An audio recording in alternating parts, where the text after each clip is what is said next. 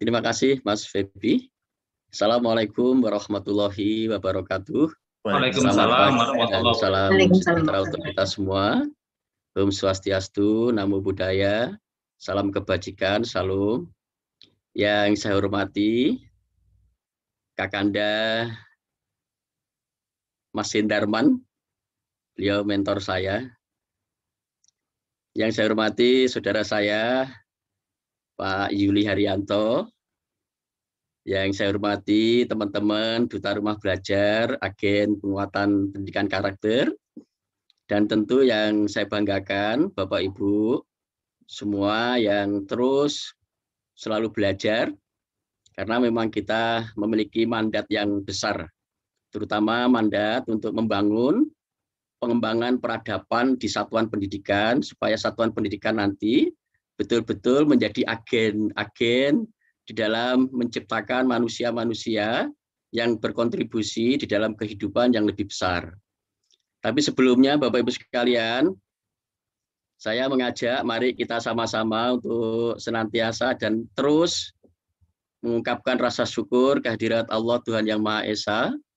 Hari ini kita masih dianugerahi kesehatan, kesempatan, keselamatan untuk melakukan aktivitas-aktivitas baik. Mudah-mudahan yang kita lakukan hari ini dicatat sebagai amal kebaikan kita semuanya. Amin. Bapak-Ibu sekalian, saya berkali-kali menyampaikan ucapan terima kasih yang setulus-tulusnya untuk teman-teman yang tidak pernah berhenti dan tidak pernah merasa putus asa untuk mencari ikhtiar, mengikhtiarkan berbagai cara bagaimana mengembangkan potensi para peserta didik kita melalui aktivitas-aktivitas yang sudah dilakukan berkali-kali oleh teman-teman dari Duta Rumah Belajar dan tentu juga dari teman-teman agen penguatan karakter. Sekali lagi saya menyampaikan terima kasih, mudah-mudahan Bapak Ibu terus menjadi ragi belajar yang menghangatkan, yang membuat teman-teman kita makin masak. Jadi memang ragi belajar itu tidak banyak, tetapi harus betul-betul memberikan pengaruh yang baik. Mudah-mudahan ini terus kita lakukan. Kemudian yang kedua, Bapak Ibu sekalian, saya mengingatkan kembali bahwa ada tugas yang sangat mulia, meskipun tentu saja ini memang tidak gampang. Tidak gampang itu artinya tidak semua orang memiliki kemampuan untuk bisa melakukan hal ini. Tapi saya mempercayainya bahwa Bapak Ibu adalah bagian dari orang-orang terpilih yang mampu melakukan hal ini. Apa yang dimaksud dengan tugas mulia ini? Bahwa ada mandat di dalam Undang-Undang Sistem Pendidikan Nasional kita, khususnya di pasal 3, inilah yang nanti akan mengilhami, yang menginspirasi tentang profil pembelajar Pancasila. Saya mengajak untuk merefleksi kembali, apakah perjalanan pendidikan kita ini sudah on the track, sudah benar bahwa kita berada pada jalur yang benar untuk mencapai tujuan pendidikan. Khususnya di pasal 3, mari kita lihat sejenak. Pasal 3 Undang-Undang Sistem Pendidikan Nasional kita mengamanatkan sudah sangat jelas. Dan itu harus menjadi referensi pijakan kita di dalam setiap kita melakukan tindakan proses pembelajaran di satuan pendidikan. Apa rumusan tujuan pendidikan nasional kita itu? Bahwa tujuan pendidikan nasional adalah berkembangnya potensi peserta didik. Sekali lagi, tugas kita adalah mengaktifkan kata pasif. Jadi berkembangnya itu kata pasif, lalu kemudian kita harus mengembangkan potensi peserta didik. Tugas kita mengembangkan, bukan melemahkan, apalagi mematikan. Lalu yang kita kembangkan itu apa? Berkembangnya potensi peserta didik agar menjadi manusia. Ini yang sekali lagi saya terus mengingatkan ini, bahwa tugas kita itu mengembangkan potensi manusia, potensi peserta didik agar menjadi manusia, bukan menjadi robot. Bukan menjadi robot yang bekerja secara mekanik, yang bekerja dengan akurat tetapi sama sekali tidak memiliki perasaan. Robot itu tidak punya perasaan, tapi robot bisa bekerja dengan sangat cermat dan kemudian sangat detail. Tapi kita bukan menciptakan manusia untuk menjadi robot. Ya, kita ciptakan manusia sebagaimana unsur dimensi kemanusiaannya. Ya, di sini nanti pentingnya karakter itu di sini, Bapak Ibu sekalian. Nah, manusia yang kita harapkan di dalam Undang-Undang Sistem Pendidikan Nasional kita itu manusia yang seperti apa? Ya, apakah manusia sembarang manusia? Tentu saja tidak. Ini manusia-manusia yang kita desain, kita rancang agar manusia-manusia ini nanti bisa berkontribusi dalam kehidupan yang lebih damai, lebih membahagiakan, lebih mensejahterakan, kehidupan kebersamaan di dalam keanekaragaman inilah sebenarnya nanti akan menjadi prinsip kehidupan manusia yang membahagiakan. Nah, manusia yang diharapkan di sini itu sangat jelas, ya. Manusia seperti apa? Manusia yang beriman dan bertakwa kepada Tuhan yang Maha Esa. Ya, kemudian berakhlak mulia. Kemudian di situ lagi manusia yang sehat. Lalu kemudian berilmu, kreatif, mandiri, dan jangan lupa undang-undang kita juga mengamanatkan bukan hanya sebagai pribadi manusia, tetapi juga manusia yang bisa hidup dengan manusia lain yang diikat dalam suatu ikatan kehidupan bersama sebagai warga negara. Maka kemudian undang-undang kita mengamanatkan adalah menjadi warga negara yang demokratis dan bertanggung jawab. Saya kira tidak akan ada kemanfaatan di dalam diri manusia itu kalau dia tidak menjadi manusia yang baik. Karena tanpa kebaikan semuanya akan menjadi sia-sia. Nah, karena itulah Bapak Ibu sekalian, kita harus mendorong supaya apa yang kita lakukan itu betul-betul mengarah kepada tujuan pendidikan nasional ini. Ya, nanti kita akan coba urai bagaimana kemudian rumusan tujuan pendidikan nasional ini menginspirasi di dalam profil pembelajar Pancasila. Kita ingat profil pembelajar Pancasila itu kalau coba kita lihat, kita sandingkan dengan tujuan pendidikan nasional. Ada 6 profil pembelajar Pancasila. Jadi nanti kita harus mulai melakukan perubahan cara kita bertindak, cara kita memikirkan dan cara kita memperlakukan anak-anak kita agar kita betul-betul memastikan bahwa anak-anak yang kita didik itu nanti betul-betul bisa berkontribusi dalam kehidupan yang lebih besar, sehingga dia menjadi bagian dari solusi dan bukan menjadi bagian dari masalah. Ini adalah sumbangan pendidikan harus seperti itu. Sumbangan pendidikan kita harus mengarah kepada itu. Nah, mari kita lihat Bapak Ibu, di profil pembelajar Pancasila yang nanti kita akan kebumikan itu, ya, kita akan internalisasikan tindakan-tindakan di dalam satuan pendidikan harus selalu ya menuju kepada pembentukan dan pengembangan karakter profil pembelajar Pancasila. Yang pertama adalah beriman dan bertakwa kepada Tuhan Yang Maha Esa dan berakhlak mulia. Ini rumusan ini kan sudah jelas di dalam tujuan pendidikan nasional ya. Jadi kita harus memastikan bahwa yang paling penting di dalam pelayanan pendidikan itu adalah menjadikan anak-anak kita manusia. Itu paling penting. Sehingga saya harus mengatakan bahwa manusia harus menjadi hal yang utama. Yang utama tidak boleh dinomorduakan. Yang utama harus yang didahulukan. Ini prinsip. Kalau kita mau menjadi orang yang efektif, harus mendahulukan yang utama. Siapa yang utama di dalam proses pendidikan itu adalah manusianya. Sehingga manusianya nggak boleh dikalahkan dengan materi pelajaran. Tolong ini Bapak Ibu sekalian, saya kadang-kadang sering menjumpai gara-gara tidak menguasai materi pelajaran, lalu manusianya itu kemudian diabaikan. Bahkan sampai-sampai manusianya itu direndahkan hanya karena dia tidak menguasai materi pelajaran. Ini artinya kemudian yang penting itu sebenarnya materi pelajarannya atau manusianya.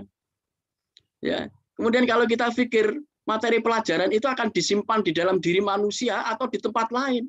Kalau begitu manusianya harus didahulukan, manusianya harus diutamakan supaya betul-betul manusianya nanti siap untuk menerima materi-materi pelajaran, dan materi pelajaran yang disampaikan itu harus bisa memberi nilai, ya, bisa memberi nilai kemuliaan pada diri manusia.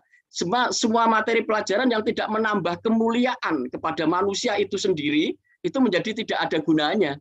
Jadi semua materi pelajaran harus menambah kepada nilai kemuliaan manusia itu. Ya, ini yang harus penting, harus betul-betul kita perhatikan. Kalau Bapak Ibu hanya berpikir materi pelajaran saja, nanti kita akan mengalami suatu proses yang disebut dengan tidak efektif, melakukan kegiatan yang sia-sia. Kita capek bukan main, mungkin bisa membuat Bapak Ibu juga stres, tetapi semua yang Bapak Ibu lakukan itu akan menjadi sia-sia dan tidak berguna sama sekali. Seperti kita sibuk mengisi bak kamar mandi, ya, tapi kita lupa tidak memperhatikan bahwa bak kamar mandi itu ternyata sedang bocor. Apapun yang Bapak Ibu lakukan dengan cara kerja keras, ya, makin keras usaha kita, makin sia-sia hasilnya, makin capek hasilnya. Kenapa? Karena kita sedang mengisi bak kamar mandi yang bocor, bak kamar mandi yang lupa kita tutup kerannya yang di bawah. Maka kemudian saya mengajak kepada Bapak Ibu guru sekalian bahwa Bapak Ibu ini berada dalam posisi paling ujung dan ini sebuah kemuliaan yang besar. Saya kira mari kita tempatkan posisi kita yang mulia ini kepada fungsi yang benar sehingga kita betul-betul bisa berkontribusi di dalam kehidupan yang lebih besar ini. Ya, tadi yang pertama adalah itu, beriman dan bertakwa kepada Tuhan Yang Maha Esa dan berakhlak mulia. Jadi ini penting Bapak Ibu sekalian, dan ini nggak bisa diajarkan tetapi harus dibiasakan, harus diteladankan dalam kehidupan sehari-hari. Tolong performan kita Bapak Ibu sekalian ketika berhadapan dengan anak-anak, tunjukkan bahwa semua yang kita lakukan itu berbicara. Semua yang kita suguhkan, yang kita sajikan itu semuanya bertujuan, semuanya bermanfaat. Jadi jangan ada hal-hal yang menyebabkan anak-anak kemudian bisa mencontoh perilaku-perilaku buruk di dalam satuan pendidikan kita. Itu yang pertama itu. Yang kedua, kita juga menyaksikan bahwa profil pembelajar Pancasila itu adalah berkebinekaan global, ya. Apa sih sebenarnya makna kebinekaan global itu? Kesadaran bahwa kita itu hidup tidak mungkin, ya, tidak mungkin sama dengan orang lain, tidak mungkin. Bahkan saudara kembar pun yang satu indung telur itu tidak mungkin sama persis gitu. Ya, itulah kita disebut sebagai individu. Tapi kita hidup dalam komunitas sosial yang kita tidak bisa hidup sendirian. Maka individu di dalam sosial itulah yang kita maknai sebenarnya perbedaan dalam kebersamaan, ya. Perbedaan dalam kebersamaan. Kita berbeda tapi harus hidup dalam kebersamaan. Ini kalau tidak memiliki kesadaran bahwa kita hidup ini memang berbeda, tetapi kita harus bisa selaras dalam kebersamaan dengan orang lain, maka sebenarnya ini akan membuat repot hidup kita dan mungkin juga akan merepotkan kehidupan orang lain. Ya, karena itulah Bapak Ibu sekalian, kebinekaan global itu yang harus kita bangun adalah kesadaran bahwa kita adalah makhluk yang berbeda dengan orang lain, tetapi kita harus bisa selaras dengan kehidupan bersama orang lain. Inilah yang kemudian kita maknai perbedaan dalam kebersamaan. Jadi kebinekaan di dalam kebersamaan. Lalu kemudian yang lebih penting, kita harus menyadari bahwa orang lain itu juga memiliki harapan, memiliki pikiran yang mungkin hampir sama dengan kita. Karena itu kita tidak boleh merampas kemerdekaan orang lain, ya. Kemudian juga memaksa orang lain untuk mengikuti apa yang kita yakini benar. Keyakinan kita atas sebuah kebenaran tidak boleh menghalangi keyakinan kebenaran dari orang lain. Ini prinsip yang dibangun di dalam kebinekaan, ya. Nah, ini sebenarnya kebinekaan ini nanti maknanya juga akan masuk ke dalam demokrasi, ya, yang ada di dalam rumusan tujuan pendidikan nasional tadi. Demokrasi itu kesadaran untuk bisa memahami bahwa kita hidup bersama orang lain yang berbeda-beda, lalu kemudian kita memiliki kesadaran untuk menghormati dan menghargai perbedaan itu. Ya, jangan sampai keyakinan atas sebuah kebenaran memaksakan kepada orang lain, karena hal itu juga terjadi pada orang lain, maka kehidupan ini nggak pernah damai. Karena kita memaksakan agar orang lain yang berbeda dengan kita berarti salah, lalu orang lain pun akan mengatakan hal yang sama, bahwa yang berbeda dengan saya adalah salah. Padahal keperbedaan itu adalah sunatullah, perbedaan itu adalah keniscayaan, perbedaan itu adalah kehendak Tuhan. Maka kehidupan tidak akan pernah damai kalau hanya kita mencari persamaan, kalau harus memaksakan bahwa kita harus sama. Ya, yang sama jangan dibedakan, yang beda jangan disamakan, tapi kita harus mengakui bahwa inilah realitas hidup yang harus saling membuat keharmonisan ya, keharmonisan. Dan itu harus diajarkan kepada anak-anak.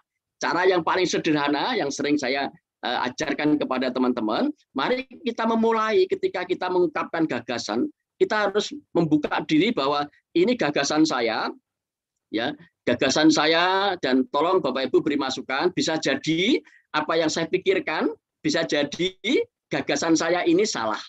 Selalu harus kita memulai dengan menyalahkan diri sendiri daripada atau alih-alih kita menyalahkan orang lain. Kita harus mengatakan begitu. Boleh jadi apa yang saya pikirkan salah, tapi berilah saya kesempatan untuk mengungkapkannya. Demikian juga yang lain juga harus melakukan hal yang sama. Saya punya pendapat yang berbeda dengan Bapak, tapi izinkan saya mengungkapkan, bisa jadi pendapat saya salah. Mari kita berebut salah itu menyalahkan diri sendiri. Jangan berebut salah dengan menyalahkan orang lain. Ini harus kita mulai di dalam proses-proses pendidikan kita. Ya, ini basis pertama. Kalau kita ingin menghadapkan kehidupan yang lebih damai, ya, karena tidak mungkin kita bisa mengklaim kebenaran kita lalu menutup diri bahwa semua yang berbeda dengan saya adalah salah. Dan yang salah itu adalah lawan. Yang lawan harus kita singkirkan. Kalau seperti itu, kehidupan tidak pernah damai. Ya, tidak pernah damai. Mari kita ajari anak-anak kita memulai dengan cara presentasi-presentasi yang lebih bijaksana seperti itu. Lalu yang ketiga, Bapak Ibu, kita melihat di situ ada yang kreatif ya. Kreatif. Kreatif itu adalah kita harus melatih bahwa orang-orang kreatif itu selalu memiliki pilihan-pilihan alternatif ketiga. Maka orang-orang yang kreatif itu tidak akan pernah mengalami kebuntuan. Ya. Tetapi ini tidak akan mungkin tumbuh dengan sendirinya kalau tidak pernah dibangun dalam suatu proses pembiasaan. Ajarlah kepada anak-anak bahwa mulai dia melihat ada jalan lain, ada alternatif ketiga. Maka kemudian kita sering mendengar itu ya. Misalnya kalau Bapak Ibu melihat ada anak-anak yang kreatif itu caranya diajarkan bahwa kebenaran itu tidak tunggal, ada alternatif kebenaran lain gitu. Misalnya kalau kita mengatakan 3 ditambah 3 sama dengan 6, maka 6 itu berapa ditambah berapa. Nah, anak-anak yang tidak kreatif dia hanya mengulang. Kalau 3 ditambah 3 sama dengan 6, kalau gurunya mengatakan 6 berapa ditambah berapa, dia akan menjawab 3 ditambah 3. Tapi anak-anak yang kreatif memiliki pilihan lain bahwa ternyata 6 itu merupakan hasil penjumlahan, bukan hanya 3 ditambah 3, tetapi juga 2 ditambah 4, 5 ditambah 1, 6 ditambah 0. Maka orang-orang kreatif akan memiliki alternatif-alternatif pilihan seperti itu. Nah, cara membangun kreatif itu, berikan kesempatan kepada anak-anak untuk terbiasa menjawab dengan pertanyaan terbuka, sehingga memiliki kemungkinan jawaban itu lebih dari 1. Ya. Nah, ini sebenarnya latihannya seperti itu. Jadi setiap kali yang berbeda jangan disalahkan, ya. Bahkan termasuk pendapat yang ekstrim pun jangan disalahkan. Yang kita ingin tahu apa rasionalnya seperti itu. Berilah kesempatan orang lain yang berbeda itu untuk menjelaskan, dan ketika orang lain menjelaskan berusahalah menyadari untuk ingin tahu, jangan mendebat, jangan membantah. Setiap kali yang berbeda dengan pendapat kita langsung kita debat. Berusahalah mendengar untuk mengerti, berusahalah memahami untuk mengerti, bukan memahami untuk mendebat, ya, atau memahami untuk mempertentangkan. Ya, ini penting sekali di dalam pengelolaan pendidikan kita, karena kita harus mulai merubah paradigma pendidikan kita yang dulunya selalu berorientasi pada materi pelajaran, sekarang harus berorientasi pada manusia yang berkontribusi di dalam kehidupan manusia yang lebih besar. Ya, ini nggak ada gunanya gitu kalau kita tidak menjadi bagian dari yang memberikan nilai tambah pada kehidupan masyarakat yang lebih besar. Nah, itu. Lalu kemudian kita juga melihat ada di situ mandiri ya, berpikir kritis, mandiri. Nah, itu. Lalu kemudian ya itu prinsip-prinsip pembelajar Pancasila. Lalu gotong royong ya. Ada gotong royong di situ. Gotong royong itu proses yang sinergis ya. Sinergis bahwa prinsip kompetisi itu mestinya harus dimaknai kembali lah ya, karena hidup kita ini sebenarnya tidak kompetisi. Karena Tuhan juga tidak menyuruh kita untuk berkompetisi sebenarnya ya, ini pemahaman saya, tapi Bapak Ibu boleh berbeda dengan saya, karena Tuhan itu menyuruh kita bukan untuk mengalahkan orang lain, Tuhan juga menyuruh kita bukan untuk menjadi lebih baik dari orang lain. Tuhan hanya mengajarkan kepada kita agar kita lebih baik dari diri kita yang kemarin. Karena itulah sebenarnya kita harus selalu memperbaiki bahwa hari ini lebih baik dari kemarin dan esok lebih baik daripada hari ini. Dan kemudian kita tidak selalu berusaha untuk mengalahkan, tapi kita berusaha membantu kepada orang lain supaya orang lain juga menjadi lebih baik dari dirinya yang kemarin. Ini prinsip-prinsip inilah yang kemudian kita maknai sebagai gotong royong. Jadi gotong royong itu bahwa 1 ditambah 1 itu hasilnya bisa lebih dari 2. Masing-masing orang itu berkontribusi, ya. Tapi kalau kompetisi 1 ditambah 1 sama dengan 1, karena 1 mengalahkan yang lain. Nah, ini kita harus mulai ya diajari caranya untuk bisa bergotong royong. Jadi kelebihan kita bisa menutupi kekurangan teman kita, lalu kelebihan teman kita bisa menutupi kekurangan diri kita. Itu prinsip gotong royong ya. Gotong royong itu kita masing-masing memberi nilai tambah. Kita masing-masing ingin memberi manfaat. Itu prinsip gotong royong. Maka kemudian kalau kita tahu kelemahan teman kita tahu kelemahan pasangan kita, kelemahan itu kita tutupi dengan kelebihan kita. Itu bukan kemudian tahu kelemahan teman kita, lalu kelemahan itu kita jadikan sebagai sasaran untuk menjatuhkan dia. Itu namanya kompetisi. Maka kompetisi itu mencari kekurangan untuk menjadi sasaran untuk menjatuhkan. Tetapi dalam prinsip gotong royong, prinsip kolaborasi, kelemahan orang lain itu kita jadikan ya pintu masuk kita untuk menutupi kelemahan itu ya. Nah, ini yang menjadi prinsip penting di dalam membangun karakter pendidikan Pancasila ya. Itu lalu kemudian kita juga melihat ada kemandirian yang tadi sebenarnya juga sudah tertuang di dalam rumusan tujuan pendidikan nasional kita ya. Lalu bernalar kritis, orang yang kritis itu tidak mudah teragitasi ya, tidak mudah terpropaganda, dia tidak mudah menerima informasi hoax ya. Maka kemudian kita akan selalu mengajarkan kepada anak-anak yang terpenting apakah informasi itu membawa kebaikan atau bermanfaat atau tidak. Ya, sekalipun itu hoax, kalau itu bermanfaat enggak apa-apa gitu loh. Karena kita juga sering mendengar cerita-cerita Kancil nyolong timun itu juga berita, tapi ada lesson learn-nya. Lesson learn-nya ada hikmah yang di dalam itu. Tetapi kalau itu berita itu membawa tidak baik, membawa ketidakbaikan, sekalipun benar itu kita harus kita abaikan gitu ya. Itu karena prinsipnya supaya kita memberi manfaat. Jangan membuat suasana itu menjadi lebih kacau. Ini adalah berpikir kritis, berpikir kritisnya itu seperti itu. Jadi kita melakukan selektif informasi, tetapi informasi itu harus memberikan nilai tambah di dalam kehidupan yang lebih baik. Ya, ini saya kira itu Bapak Ibu sekalian, teman-teman sekalian, hal yang memang harus menjadi perhatian kita. Dan saya percaya kita bisa melakukan hal itu, ya meskipun ini berat, tapi bagi Bapak Ibu guru yang memiliki passion, ya memiliki kecintaan untuk memilih profesi guru ini sebagai bagian dari pilihan hidupnya, ya pilihan hidupnya ini adalah kepuasan batin, ada kepuasan batin, ada passion kita, ya bahwa kita merasa puas kalau kita bisa menjadikan anak-anak itu lebih bermanfaat bagi dirinya dan tentu bermanfaat juga bagi orang lain. Karena kalau dia tidak bermanfaat bagi dirinya, pasti dia akan menjadi beban bagi orang lain, ya. Jadi kita harus sama-sama untuk bisa mengurangi persoalan-persoalan dalam kehidupan ini, jangan menambah sulit dari suasana yang sulit, jangan menambah keburukan dalam keadaan yang buruk. Yang kita lakukan adalah memberikan nilai tambah agar kita menjadi bagian dari solusi, kita menjadi bagian dari orang-orang yang bahagia dan membahagiakan orang lain. Saya kira itu yang dapat saya sampaikan, dan sekali lagi saya mohon maaf jika ada hal-hal yang kurang berkenan, dan mari kita niatkan bahwa ini adalah pilihan yang baik menurut kita, dan kita teruskan agar terus kita membangun rasa cinta kita kepada anak-anak kita, passion kita, ya. Jadi supaya nanti betul-betul menempatkan pembelajaran ini lebih mendahulukan dan mengutamakan manusianya daripada materi pelajarannya. Saya kira demikian, saya akhiri. Terima kasih. Wassalamualaikum warahmatullahi wabarakatuh. Selamat pagi dan salam sejahtera untuk kita semua. Om Swastiastu, Namo Buddhaya, salam kebajikan.